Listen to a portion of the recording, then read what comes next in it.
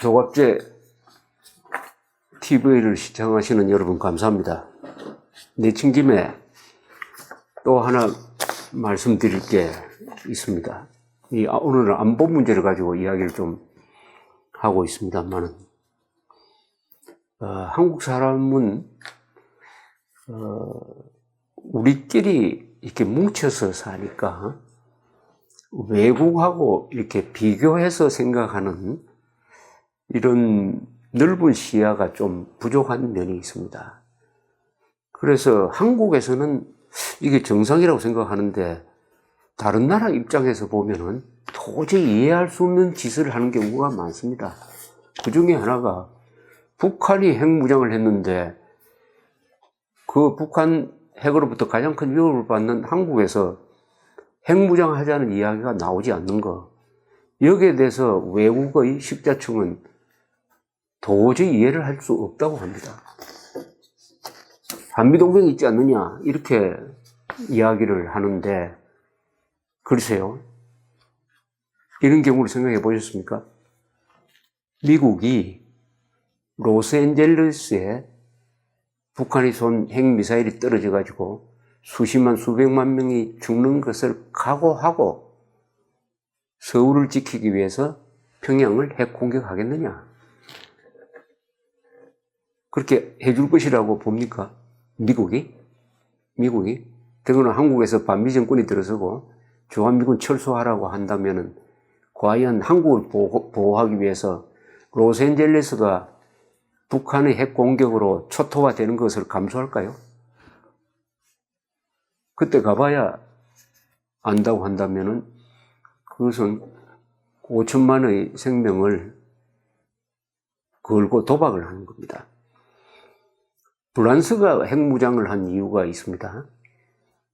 나토에 들어가면은 미국이 핵으로 지켜준다.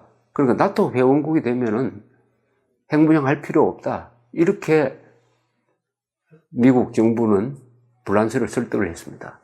그러나 당시 대통령 드골은 그것을 믿지 못하겠다고 했습니다. 그 믿지 못하겠다는 이유가 이겁니다. 미국이 파리를 지키기 위해서 과연 모스크바를 핵으로 공격하겠느냐? 케네디 대통령한테 드골이 이야기했습니다.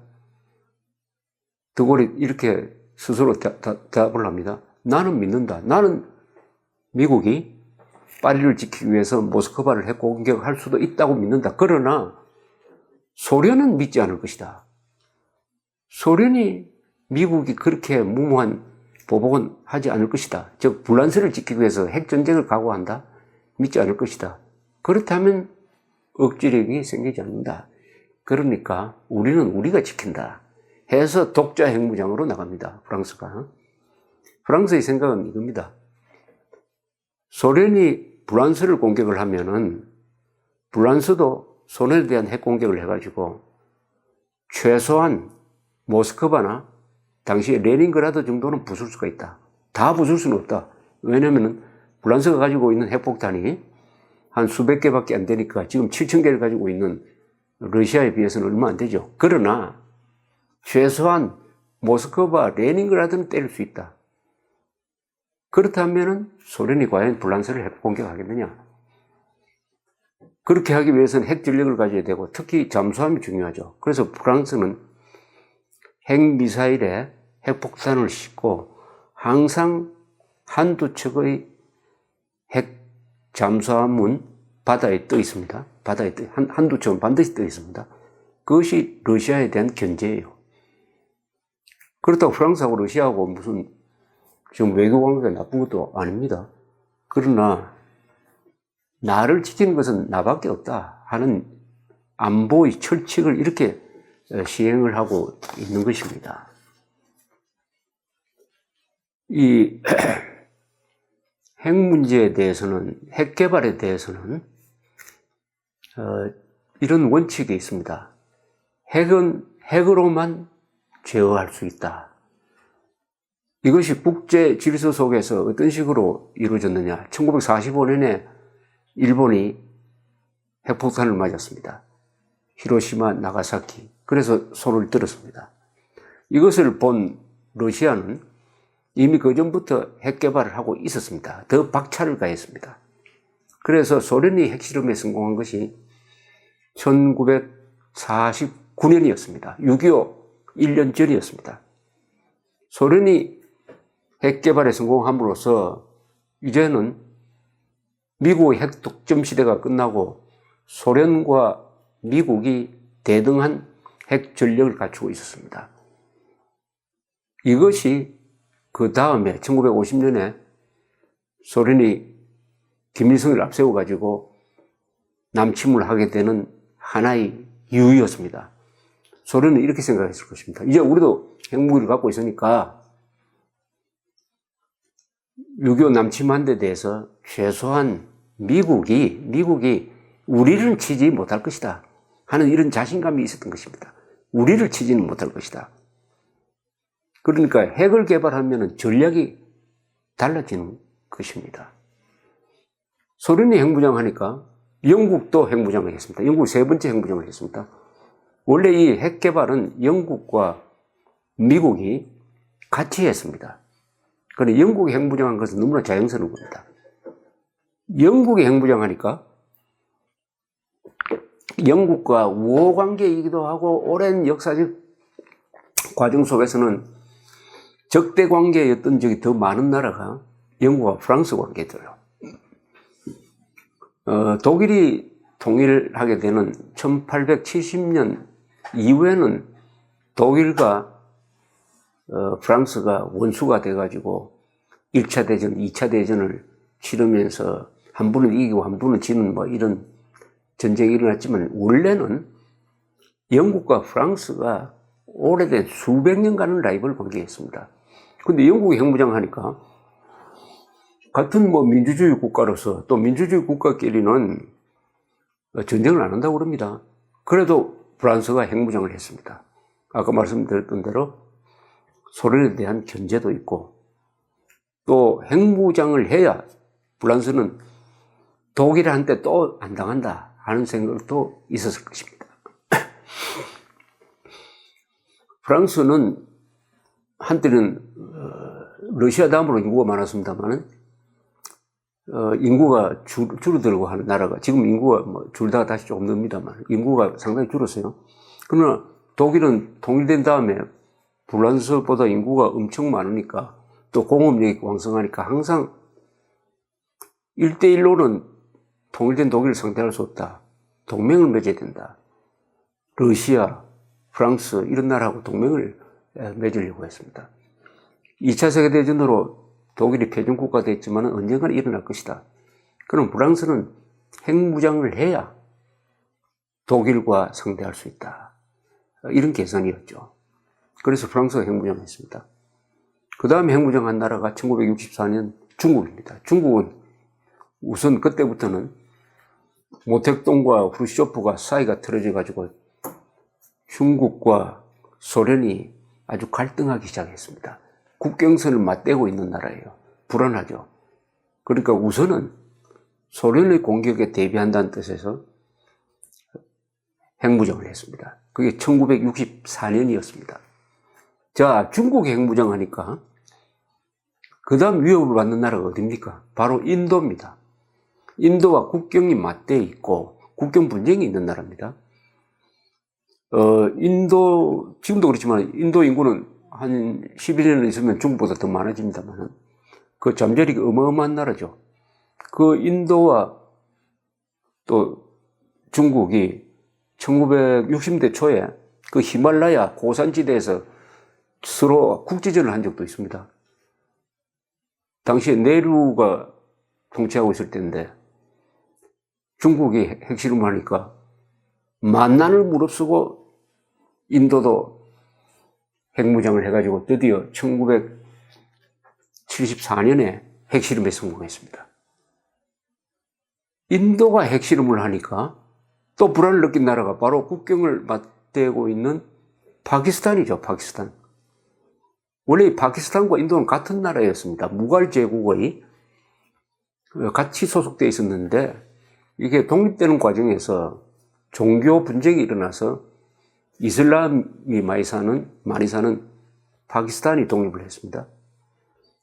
힌두교도의 인도와 국경 분쟁이 있어가지고 몇 차례 전쟁을 했습니다. 71년에는 지금 방글라데시가 옛날에는 동파키스탄이었습니다. 그 동파키스탄이 독립을 해가지고 방글라데시로 독립하는 과정에서 인도가 파키스탄하고 전쟁을 했습니다. 파키스탄이 졌어요. 그래서 지금의 방글라데시가 독립할 수 있었습니다. 전쟁만 하면 파키스탄이 졌어요. 그런데 인도가 핵무장을 하니까 파키스탄이 큰일 났다 해가지고 또 그 가난한 파키스탄이 만난을 무릅쓰고 칸 박사라는 사람이 외국에서 농축 우라늄 기술을 빼내오고 해가지고 1998년에 핵실험에 성공했습니다. 그래서 핵무장 국가가 된 것입니다. 이렇게 해서 인도와 파키스탄이 이제는 두 나라가 다 핵포탄을 가지고 있는, 그래서 두 나라 사이에 일종의 공포의 균형이 이루어지고 있습니다. 이걸 공포의 균형이라고 그럽니다. 양쪽이 다 핵무기를 가지면은 어느 쪽도 설 수가 없다. 그러면 전쟁을 하지 않게 된다. 이 원칙이, 이 원리가 현재까지는 그대로 적용되고 있습니다. 왜냐하면 파키스탄과 인도가 핵무장한 다음부터 지금까지 한 번도 국지전이나 전쟁이 일어나지 않습니다. 아마 앞으로도 전쟁이 일어나기 힘들 겁니다. 만약 파키스탄이 핵무장하지 않았다면 파키스탄은 아마 인도의 밥이 됐을 겁니다. 꼼짝을 못했을 거예요. 그러나 지금은 양쪽에 다 핵무기를 가지고 있으니까 대등하게 그냥 지내고 잘 지내고 있습니다. 평화를 유지하고 있습니다. 그런데 이 사이에 조용하게 핵무장을 한 나라가 있습니다. 그게 이스라엘입니다. 이스라엘은 아랍 국가로부터 포위되어 있고 여러 번 아주 불리한 전쟁을 하는 과정에서 핵무기를 개발하기 시작했습니다. 1950년대입니다. 프랑스의 핵무기 개발을 지원한 나라가, 이스라엘의 핵무기 개발을 지원한 나라가 프랑스입니다. 미국이 아닙니다. 프랑스의 사회당 정부가 노동당이 집권하고 있던 이 50년대에 이스라엘을 지원했어요. 그때 벤구리온 수상이 있었습니다. 그 양쪽 사이에 이념적으로도 그렇고 여러 가지로 친밀한 관계가 유지됐습니다. 공동 실험을 했다고 합니다. 이스라엘과 프랑스가 핵폭탄을 저 사하라 사막에서 공동으로 실험했다는 이야기도 있습니다. 물론 미국이 알았습니다. 이스라엘이 비밀리에 핵 개발하고 있다는 것을 알았습니다. 이스라엘도 미국이 안다는 것을 알았습니다. 그러나 이스라엘은 완전히 얼굴에 철판을 깔고 딱 사막에 그 핵 개발 시설을 봉쇄를 하고 누가 물어도, 미국이 물어도 누가 물어도 우리 핵 개발 안 한다. 또 누가 조사하러 오면은 엉뚱한 시설 보여주고 해가지고 60년대 초에 가면은 핵폭탄을 갖게 됩니다. 근데 73년 10월에 이집트가 선제 공격으로 해가지고 이스라엘을 치게 됩니다. 여기에 시리아도 가담을 해가지고 이스라엘이 한때 아주 코로나로 몰렸어요. 그때 이거는 핵폭탄을 써야 되는 거 아니냐 하는 생각까지 하게 되었다고 합니다. 그러나 이스라엘은 지금까지도 우리는 핵폭탄 가지고 있다, 안 가지고 있다 이야기를 하지 않습니다. 소위 이걸 NCND 정책이라고 그러는데, 그러나 누가 봐도 이스라엘은 핵폭탄을 한 400개 가지고 있고 그것을 운반할 수 있는 완벽한 미사일을 갖추고 있는 나라라는 것은 다 알고 있습니다. 그러니까 이스라엘의 안보가 보장되는 것이죠. 자, 이런 식으로 보면은 적이 핵무장하면 자동적으로 핵무장을 하는데 이 원칙이 적용 안 되는 나라가 대한민국이죠. 북한이 핵 개발을 하는 것을 뻔히 쳐다보면서도 박정희 시절에 조금 핵 개발을 하려다가 좌절된 다음에는 핵 개발, 핵자도 나오지 않습니다. 뭘 믿고 이렇게 하느냐? 뭘 믿고? 그것은 설마 김정은이 속였느냐? 미국이 가만히 있겠느냐? 이 두 가지 심리 아니겠습니까? 하나는 요행수고 하나는 의존이니까 자신이 없는 거죠. 나의 목숨을, 그것도 나가 아닙니다. 5천만 원의 목숨을 김정은한테 맡겨놓고 또 하나는 미국한테 맡겨놓고 중간에 들어서가지고, 그렇다면은 미국하고 잘하든지 해가지고 한미동맹이라도 튼튼하게, 미국이 가진 핵무기는 나의 핵무기라고 생각할 정도로 미국이 한국을 지키는 마음이 나도록 공을 들여야 될 거 아닙니까? 그게 아니고 반미 정책 펴고 미국 싫어하는 친중 또 반일 정책도 펴면서 핵은 미국이 해결해 줄 것이다, 이렇게 생각하면서 지금까지 무책임한 태도로 일관해 왔습니다. 어떻게 보면 대한민국이 지금 살아있다는 것 자체가 이게 기적입니다. 행운입니다. 행운. 여러분, 그러나 행운이 계속되는 수가 있습니까? 기적이 계속되지는 않습니다. 이 대가를, 이 무책임한 대가를, 핵 문제를 나의 문제로 생각하지 않고 남에게 의존해서 알아서 하도록 해놓고 자기는 복지에나 신경 쓰고, 이렇게 하다가 보니까 앞으로 대한민국이 과연 핵 위기를 요행수나 대외 의존적 태도로 계속 피해갈 수 있느냐 하는 데 대해서 근본적인 회의가 생기기 시작했습니다. 근본적인 회의가 생겼습니다. 세계 전쟁 역사라든지 국가의 흥망을 이렇게 넓게 바라보았을 때 대한민국이 취하고 있는 이런 무책임한 태도 또는 국가 반역적인 태도, 그것도 집권 세력이 반역적 행동을 하는 것, 이것은 도저히, 또 그것을 국민이 방치하는 것, 이것은 국가 자살로 가는 행위인데, 이렇게까지 관념의 유희, 무책임한 태도, 비겁한 태도를 계속 하더라도 대한민국은 망하지 않을까? 망하지 않는다면 그게 기적일 겁니다. 그게 또 다른 한강의 기적일 겁니다. 그러나 한강의 기적은 기적이 아니죠. 우리가 피와 땀과 눈물로 열심히 노력하는 과정에서 행운이 깃든 것이죠. 행운을 우리가 불러들인 거죠. 행운이 찾아온 게 아니고 행운을 우리 힘으로 초대해서 오늘날의 이런 근사한 날을 만들었지만은, 안보 문제, 핵 문제에 대해서는 그런 기적은 절대로 일어나지 않을 것이다. 이렇게 생각을 합니다.